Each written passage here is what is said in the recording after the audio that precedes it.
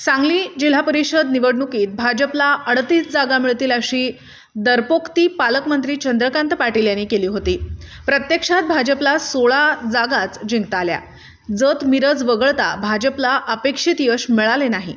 त्यामुळे चंद्रकांत पाटील यांच्या नेतृत्वावर प्रश्नचिन्ह निर्माण झाले असून दादांच्या संघटनात्मक कौशल्यावर शंका उपस्थित केली जात आहे।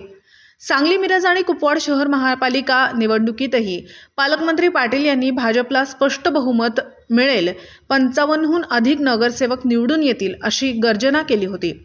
मात्र भाजपला 39 जागाच जिंकता आल्या।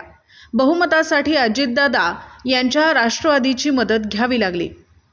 महापालिकेत झटका बसल्यानंतर तरी दादा शहाणे झाले असतील अशी अटकळ बांधली जात होती। मात्र सांगली जिल्हा परिषद निवडणुकाही त्यांनी हवेत अनेक तीर सोडले।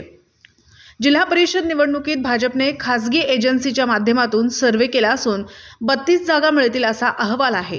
पोलिसांच्या सर्वेमध्ये 34 जागा मिळतील, तर भाजपने शेवटच्या 3-4 दिवसात काम केले तर आणखी 4 जागा वाढतील।